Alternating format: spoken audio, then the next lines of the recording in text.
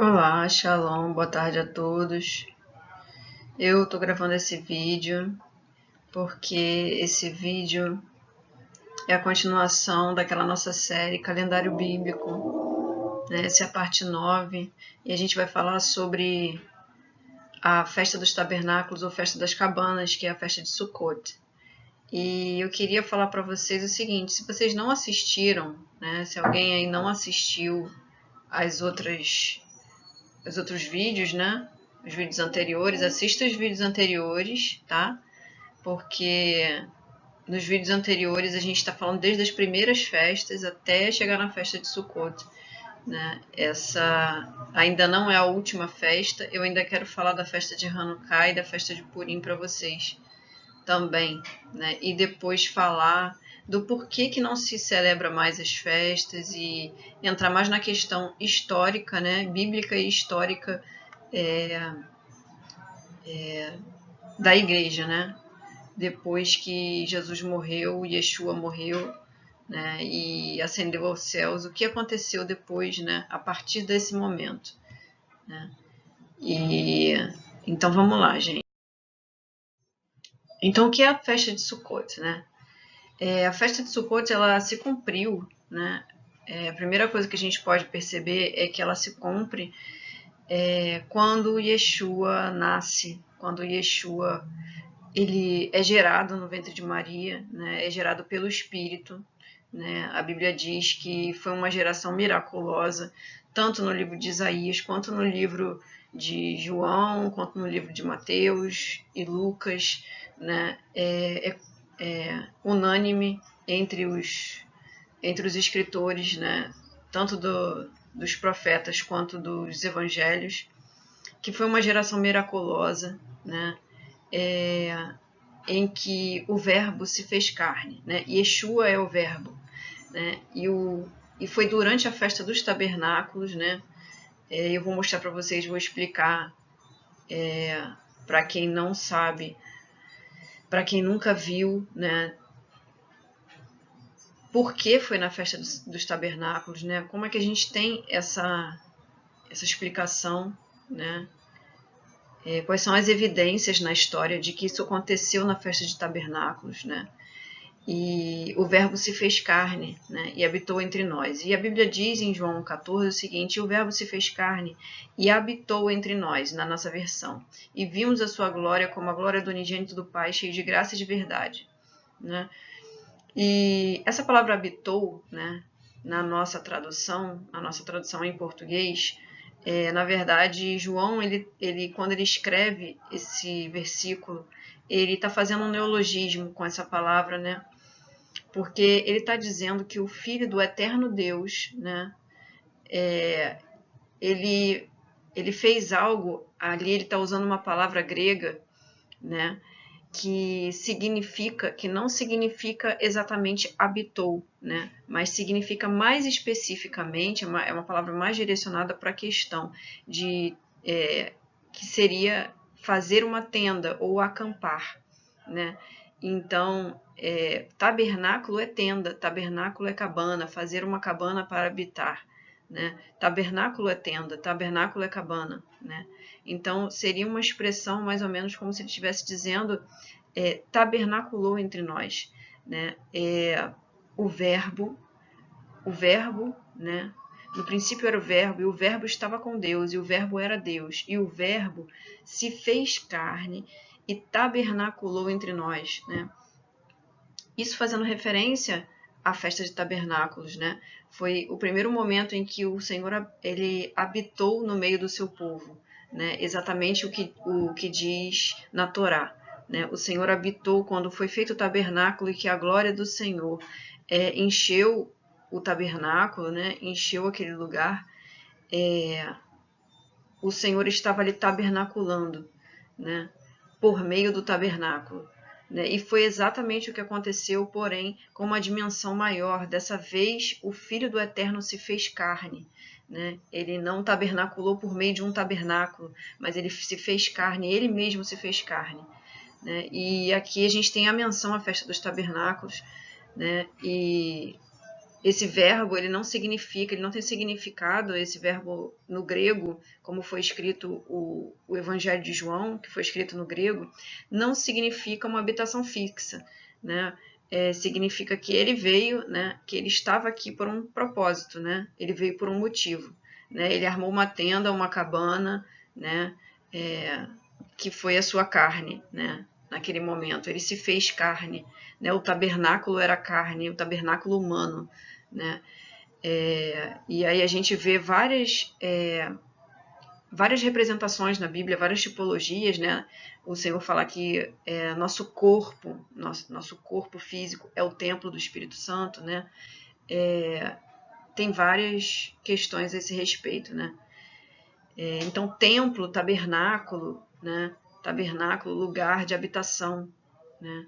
Lugar de habitação de Deus, né? Do Eterno, do seu Espírito. Então, vamos lá. Aí a gente vai para a questão histórica e desmistificar essa questão, né? Que infelizmente nas igrejas evangélicas, cristãs em geral, todas elas, né? Enfim, a grande maioria ainda continua, né? Continuam observando, né, a festa do Natal, né? Mas a gente não pode absorver isso porque isso não é verdade, né? Isso não é bíblico e não é verdade, não tem nada a ver com a verdade histórica, né? De acordo com a história, né? É muito mais provável que é muito correto que Yeshua ele tenha vindo durante a festa dos tabernáculos, né? Por quê? Por que eu digo isso? Né? Não só eu digo isso, mas vários outros especialistas, né? Inclusive arqueólogos, pesquisadores, como o Dr. Rodrigo Silva, né? Que ele é um homem super conhecido, ele fala isso também. Os pastores estavam no campo, em primeiro lugar, né? E ao contrário do que muita gente imagina, né? Lá em Mateus, né? E Mateus diz que, segundo o costume do local, os pastores ficavam confinados com os seus animais, né, de novembro a fevereiro. Né, porque de novembro a fevereiro é inverno rigoroso, então não haveria como isso acontecer, os pastores estarem no campo, né, nessa data, próximo a essa data. Então, primeira questão, né, foi antes disso, né, quando o clima estava bem mais ameno. Né, então, não tem como Yeshua ter nascido em dezembro, né? Não há como isso ter acontecido, né? O inverno lá até neva, né? Para quem não conhece, nunca foi a Israel em tempo de inverno, né? Nunca foi ou nunca viu pela internet, procure ver na internet que lá em Israel neva, né? O censo, né? É uma outra questão que a gente tem que observar, é o censo de Herodes, né? É um dado importante, porque a questão lógica é que um censo, ele deveria ter sido, né? O censo, ele obrigatoriamente é feito, né, por questão de lógica, após uma colheita, né? Por quê? Porque como é que você vai cobrar um imposto se a pessoa ainda não recebeu, né? Não recebeu pelo seu trabalho, né? As pessoas só recebiam pelo seu trabalho quando vinha a colheita, né? O salário das pessoas vinha conforme a colheita, vinha conforme o nascimento dos animais, né? Naquela época, né? Então não havia como, né? Não tinha colheita, como é que eles iam ajustar os impostos, né? E um censo não poderia ser feito durante o inverno, né? Porque não tinha colheita, no inverno não tinha colheita, não tinha havido produção ainda. A produção vinha bem antes, né? Então a colheita na verdade vinha alguns meses antes disso, né? Então esse é o segundo ponto que a gente tem que observar. Então não cai por terra aqui já, né? Em Lucas 2,7 a gente vê que José e Maria eles não encontraram acomodações em Belém, né? E por que eles não teriam encontrado acomodações em Belém? Esse é um ponto interessante para a gente observar também, porque durante a festa dos tabernáculos, né, a festa dos tabernáculos é uma das 3 festas em que obrigatoriamente todos os judeus se deslocavam para a cidade de Jerusalém, né? Todas essas 3 festas era obrigatório que eles fossem até Jerusalém para a festa, né? Então, havia muitas pessoas na cidade, havia muitas pessoas indo para Jerusalém, ou seja, por esse motivo, as estalagens estavam cheias, né? Todos os locais, todas as acomodações para visitantes estavam cheias naquela época. Então, essa é a terceiro ponto importante a observar, né? Por isso que eles encontraram, né, um dado interessante, né? Então, reforça a questão de que foi durante a festa dos tabernáculos, né? E também a questão da datação, né? A gente vê a questão da datação, né? Muito importante. Yeshua, ele começou o seu ministério quando ele tinha 30 anos, né? Então a gente tem que tomar isso como uma referência também. Ele começou com 30 anos e a Bíblia diz que o seu ministério foi durante 3 anos e meio. Então, aos 33 anos e meio, né, foi que ele morreu, né? E se ele morreu na Páscoa, a gente tem isso, ponto pacífico na Bíblia, a Bíblia relata isso com clareza, que foi durante a festa de Pessa que ele morreu, que ele foi morto, ele foi sacrificado. Então, se você contar 33 anos e meio do seu nascimento, por volta de setembro e outubro, por volta ali da festa dos tabernáculos, se você contar da festa dos tabernáculos 3 anos e meio adiante, você vai chegar na festa de Pessa, né? Então, são dados interessantes que a gente precisa ter em mente, a gente precisa observar, tá? Então, vamos lá. Devemos ainda celebrar a festa de tabernáculos? Claro que sim, né? Como eu falei para vocês, é um estatuto perpétuo, né? A gente tem várias referências na Bíblia. Levítico 23:34 diz: Fala aos filhos de Israel, dizendo: Aos 15 deste mês, 7º, será a festa dos tabernáculos ao Senhor por 7 dias. Durante 7 dias é celebrada a festa dos tabernáculos. Deuteronômio 16:13 diz: A festa dos tabernáculos celebrarás 7 dias quando tiver escolhido a tua eira e do teu lagar. Né? Ou seja, a festa dos tabernáculos, a festa de Sukkot, ela era celebrada, e ela ainda é, né, por todo Israel, é celebrada após a colheita, né? Ou seja, é uma festa, né, que tem também significado assim, relacionado à colheita, assim como Shavuot. Como eu já expliquei para vocês, Shavuot está intimamente ligada, né, à questão da produção, à questão da prosperidade, da produção, né, de todas essas questões, né? Era marcada pela colheita. E as últimas ofertas eram entregues na festa de Sukkot, né? Deuteronômio 16:16 diz: 3 vezes ao ano. Aí você vai ver aqui que eu estava falando para vocês na parte anterior, né? Eu estava falando para vocês que 3 festas é obrigatório eles irem, né? Eles se apresentarem em Jerusalém, né? Porque o templo era em Jerusalém, né? Porque a cidade é Jerusalém, né? E 3 vezes ao ano todo homem entre ti aparecerá perante o Senhor teu Deus. Era obrigatório, né? Essas 3 vezes ao ano eles irem a Jerusalém. No lugar que escolher a festa dos pães ázimos, a festa das semanas, né? Que é a Shavuot, que eu falei para vocês, que é a festa de Pentecostes, e na festa dos tabernáculos.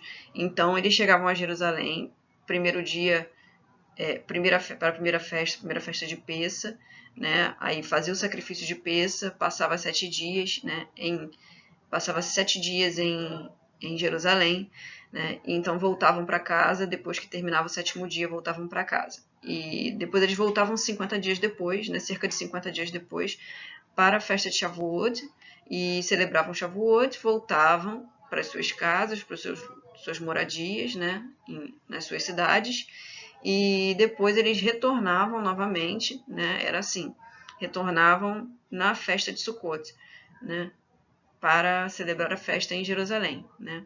Porém não aparecerá vazio perante o Senhor. Então essas 3 festas são festas além de obrigatórias, né? Além de deles obrigatoriamente deverem se apresentar em Jerusalém, eles também obrigatoriamente não poderiam aparecer sem uma oferta perante o Senhor, né? Diz o final do versículo, porém não aparecerá vazio perante o Senhor, né? Então a oferta é de suma importância. O retorno dos reis, do Rei dos Reis para reinar, você vai ver que isso está em Zacarias 14, né? Isso está intimamente relacionado à questão da festa dos tabernáculos.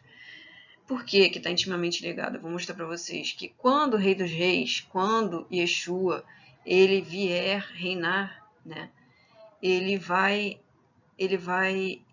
Vai ser uma exigência, né? Que todos celebrem a festa dos tabernáculos, né? Então vamos lá, Zacarias 14, verso 16, diz assim: E acontecerá que todos os que restarem, de todas as nações, não está falando de Israel, depois da batalha, né? Você vai ler do primeiro que você vai entender melhor, né? Mas eu quero ficar só com esse trecho só para focar nessa parte, né? Para a gente não ficar com um vídeo muito longo. E acontecerá que todos os que restarem de todas as nações que vierem contra Jerusalém subirão de ano em ano para adorar o Rei, o Senhor dos Exércitos, e para celebrarem a festa dos tabernáculos. Né? E acontecerá que se alguma das famílias da terra não subir a Jerusalém para adorar o Rei, o Senhor dos Exércitos, não virá sobre ela a chuva. E se a família dos egípcios não subir nem vier, não virá sobre ela a chuva, virá sobre eles a praga com que o Senhor ferirá os gentios que não subirem para celebrar a festa dos tabernáculos. E será o castigo do pecado dos egípcios e o castigo do pecado de todas as nações que não subirem a celebrar a festa dos tabernáculos. Então, aqui o texto ele deixa muito claro, né? Isso já aconteceu alguma vez na história? Não. Nunca aconteceu nenhuma vez na história, né? Em nenhum momento. Né? Você não pode nunca dizer que isso já aconteceu, porque esse é um texto muito claro. Isso jamais aconteceu na história. Jamais. Ninguém... não houve essa exigência, né? Nenhum profeta deu essa exigência em nenhum momento, dizendo que todos os gentios deveriam celebrar a festa dos tabernáculos, né? Pelo contrário, né? Isso sempre foi algo muito restrito, porque ficou escondido de nós essa informação, né? Ficou escondido de todas as pessoas, né? Por muitos anos, né? A gente vai entender isso nos vídeos subsequentes, eu vou explicar depois. Mas o que ele diz é que, né, depois dos que restarem, ainda é claro a respeito da batalha final, né? Acontecerá que todos os que restarem, né, todos que sobrarem, né, porque muita gente vai morrer, né, muita gente não vai suportar o que vai acontecer, o que virá sobre a terra, e vieram contra Jerusalém, os que vieram contra, né, os que lutaram contra Jerusalém, das nações que foram contra Jerusalém, né? Nem quero me referir ao Brasil, né? Com tantas coisas que têm sido feitas contra Israel, contra Jerusalém, né? Nos últimos dias. E, enfim, tantas coisas que o Brasil tem feito contra, né? O Brasil está dentro dessa nação gentílica que está indo contra Jerusalém, né? Isso eu falo numa questão bem ampla, né? Mas aqui está se referindo a algo que vai acontecer. As nações subirão contra Jerusalém, né? As nações gentílicas virão contra Jerusalém, né? E isso é algo que vai acontecer ainda. Isso é algo que ainda vai acontecer. Ainda está marcado o dia e a hora, né? E só o Senhor sabe o dia e a hora que vai acontecer.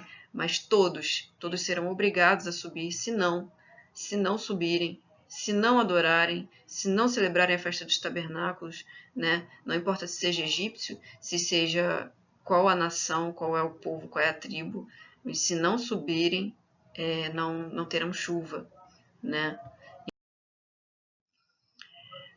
Próxima questão que a gente vai ver é o conceito, né? Para a gente entender melhor, o que é Sukkot, né? Sukkot é o plural de Sukkah, né? Sukkah, né, é uma cabana, é um tabernáculo, né, é um nome em hebraico para uma cabana, né. A festa de Sukkot, ela é a festa da última colheita. Ela era a festa que trazia lembrança, né, ao povo, né, todo o tempo que o povo viveu no deserto.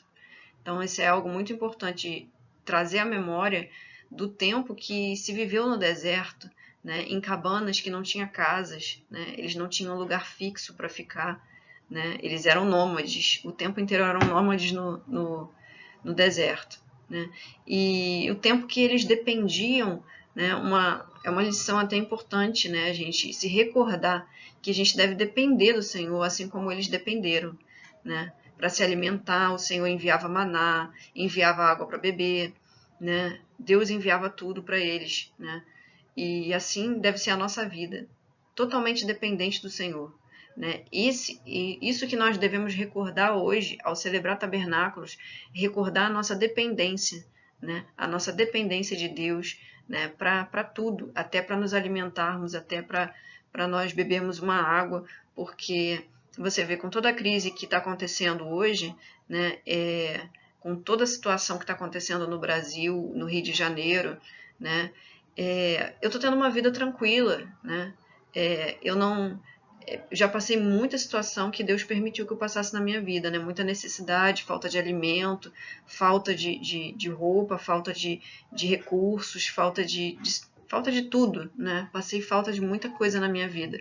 Mas nesse momento especificamente o Senhor tem me guardado na questão financeira, o Senhor tem suprido todas as minhas necessidades, eu tenho comido do melhor, né? A comida aqui em casa, a comida é muito boa, né? Eu dou graças ao Senhor por isso, porque a comida tem sido muito boa, porque não tem me faltado roupa, tudo que eu preciso eu consigo comprar, tudo que eu preciso, se eu preciso de algum medicamento, de alguma vitamina, eu posso muito bem ir na farmácia e comprar, né? Apesar de todo esse momento, você vai ver que muita gente está passando necessidade, mas nesse momento especificamente, né? E é algo que eu quero ressaltar. Eu comecei a celebrar tabernáculos no ano passado, né? No último ano eu celebrei festa de tabernáculos, né? Claro que eu não fiz uma tenda, eu não tenho como criar uma tenda dentro do meu quarto, gente.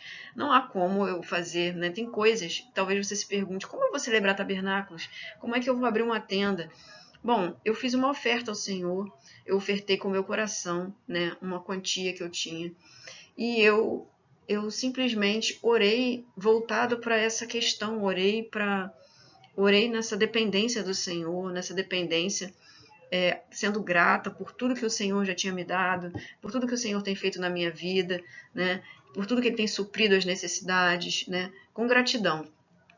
Então fiz louvor, adoração, orei, e orei nesse sentido, voltada para isso, né? Para essa questão da dependência, né? Para eu depender do Senhor, né? Então, Ele tem feito isso, né? Quando eu observo essas questões, quando eu paro para observar, né? Ainda que eu não possa criar uma cabana, né? E eu creio que isso não é uma exigência do Eterno, né, que eu crie uma cabana, até porque os próprios judeus, você vê que eles estão espalhados pelo mundo inteiro, e eles mesmos quando eles fazem o que está ao alcance, vamos dizer, né? Se não há como fazer uma cabana, então faremos como se estivéssemos em uma, né? E cumpriremos da forma como é possível cumprir. Pense bem, quando os judeus foram levados cativos, né, quando eles foram expulsos na Europa, né, e quando eles foram levados cativos para a Alemanha, né, em todos esses lugares, né, veja, dentro dos campos de concentração, como celebrar tabernáculos dentro de um campo de concentração, entendeu? Então, ali o mais importante era a vida deles, era o que eles estavam vivendo ali naquele momento, que era caso de vida ou morte, né? O Senhor jamais, ele jamais exigiria algo numa circunstância daquela, né? Circunstâncias de vida ou morte em que eles não tinham nem o que comer, né?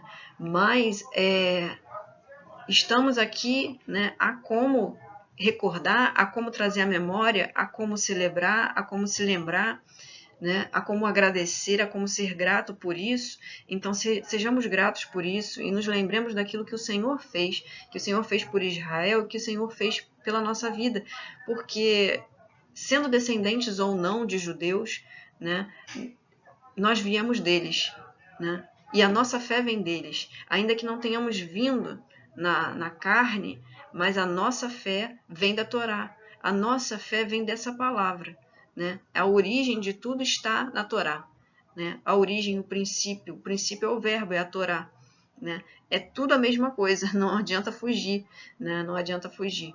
Então, vamos lá, eu vou dar continuidade. E quero mostrar para vocês que as festas, né? Agora a gente já está chegando na reta final, né? Essa é a última festa. Eu quero mostrar essa questão profética para vocês, bem pontuada aqui, né? A gente tem Pessa, que foi a morte, né? Em Pessa houve o sacrifício, né? O sacrifício do cordeiro, né? Depois a gente tem primícias, a primeira data que vem logo depois de Pessa é primícias, né, dentro da festa de pães ázimos, né, que foi quando Yeshua ressuscitou. Depois foi cumprida em Shavuot a outorga, não apenas da palavra, mas do Espírito, e do Espírito a todas as nações, a todos aqueles que creem, né? Então, toda essa dádiva, tanto a dádiva da outorga da palavra, né, da dispensação da Torá, da dispensação da palavra, outorga é dispensação, né? O problema é que muitas vezes as pessoas elas utilizam uma palavra de forma errada e criam uma doutrina em torno de uma palavra chamada dispensação, né? Eu não sou dispensacionalista, né?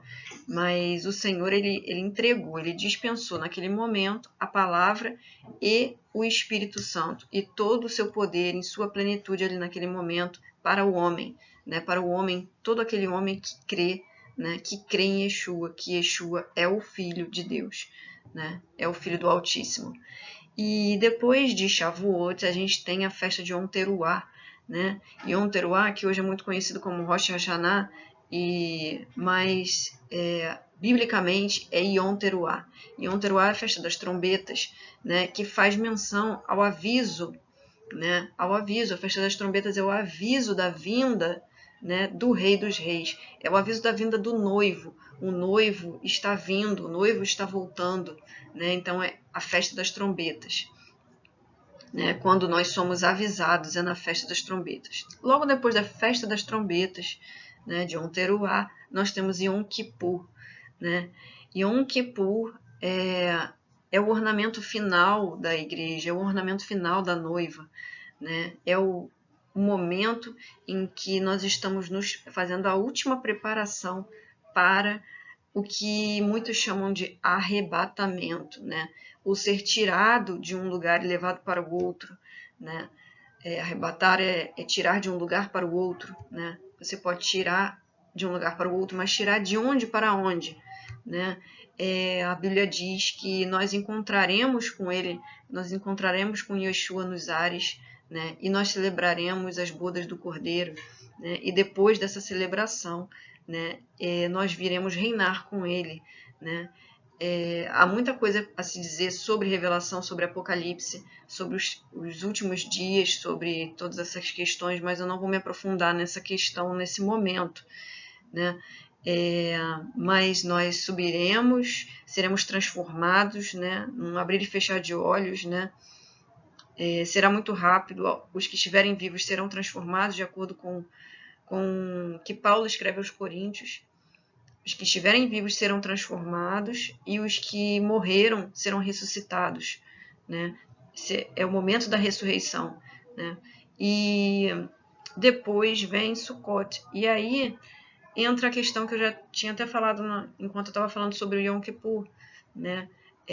Quando Yeshua vem novamente, né, tabernacular na terra, né? Ele vem novamente fazer esse tabernáculo e o Rei dos Reis e Senhor dos Senhores reinará por 1000 anos, né? Então, o reinado milenar, né? Chamado reinado milenar, né? Então, cada festa tem um significado profético. Cada uma dessas festas tem um porquê, tem uma razão, né? Não está aqui à toa e não é para ser esquecida, é para ser lembrado e celebrado. Não apenas lembrado, não apenas ensinado com conhecimento, né? Mas celebrado. Celebrado porque todas elas falam do Filho de Deus. Todas as festas fazem menção a Yeshua, né? A Yeshua, o Messias, né? O ungido, né? O ungido do Eterno que veio, né? Em carne, ele se fez carne, né? Ele não é filho de um homem, ele é filho do Eterno, filho do Altíssimo, né? E então ele veio, se fez carne, habitou, ele tabernaculou entre nós, né? Por um tempo, ele ascendeu aos céus e ele voltará novamente, né? Então essa é a nossa esperança, né? Yeshua é a nossa esperança, né? Então é isso que eu queria deixar para vocês, gente, porque essa questão toda é muito importante que a gente tenha compreensão, que a gente esteja ligado e alinhado com ela, porque nós estamos vivendo os últimos dias, muitos sinais estão acontecendo, sinais proféticos, né? Muitos sinais mesmo. A gente vê que em 1914 houve um eclipse na mesma época, né, do mês de Ave, né? Um eclipse como vai acontecer esse ano, agora em agosto, né, nesse mês de agosto, né, que vai acontecer dia 21 de agosto. Esse eclipse está marcado. Então, no ano de 1914, né, a gente pode recordar que foi quando começou, na mesma época, a Primeira Guerra Mundial, né? E a gente tem duas coisas aí acontecendo, né? Aqui no Rio de Janeiro a gente tem uma greve de caminhoneiros que vai começar dia 1º de agosto. Eu quero citar para vocês, é só uma citação, eu não estou dizendo que nada vai acontecer, né? Mas são fatos que a gente não pode ignorar. Uma guerra de caminhoneiros que... Uma greve de caminhoneiros que vai paralisar tudo, né? Se ela realmente acontecer, e eu creio que vai acontecer, porque está tudo indicando que sim, né? Se o Eterno permitir, vai acontecer. E parece que vai paralisar tudo, né? Porque uma greve de todo tipo de transporte, né? Então é o dia 1º de agosto. E no dia 2 de agosto, né? Essa greve significa o desabastecimento, né? De todas as pessoas, né? De toda a questão aqui no Rio de Janeiro, não vai entrar nem sair caminhão para fazer entrega. E outra questão é, no dia 2 de agosto, nós temos uma votação na Câmara dos Deputados para tirar o Temer, o presidente Temer. E nós temos essa votação e nós temos também um pedido que está sendo feito de antecipação das eleições, né? Então, é algo que nós devemos nos preocupar e orar por isso, e não ignorar esses fatos, porque não são à toa, né? Não são à toa, não são fatos à toa. Eu vou falar mais adiante para vocês, quando eu entrar mais profundamente sobre a questão profética, porque no mês de Elu é um mês que geralmente, né, acontecem a renovação dos débitos e créditos, né? Então, nós tivemos já várias quebras e quedas de bolsa, né? No mês de Elu, né? Também nós temos muitas coisas que acontecem na data de Yom Kippur, exatamente na data de Yom Kippur, né? Então, é tempo de juízo. Yom Kippur significa juízo, julgamento, né? Então, ao mesmo tempo que o Senhor está preparando para vir levar a sua igreja, levar a sua noiva, então ele também está preparando juízo para os moradores da terra que não aceitam a sua palavra, né? Então, é isso que eu queria deixar para vocês, gente. Curte e compartilha. Se você gostou do vídeo, não esquece de curtir e compartilhar, porque é muito importante que outras pessoas tenham esse mesmo conhecimento. E eu costumo fazer esses vídeos bem explicadinhos, bem detalhadinhos, para pessoas que realmente nunca tiveram contato com essa questão. Eu vejo muitas pessoas com muito conhecimento, são pessoas que estão na obra, pessoas ótimas, mas que muitas vezes não explicam detalhadamente, né? Tem muito conteúdo bíblico, né? Falam en passant, né? Entram muito em uma linguagem muito difícil para algumas pessoas entenderem, e eu tento explicar o mais esmiuçado possível para que todo mundo possa alcançar essa revelação, tá bom? Então fica aí essa dica, que você compartilhe e curte aí com o pessoal, e até o próximo vídeo.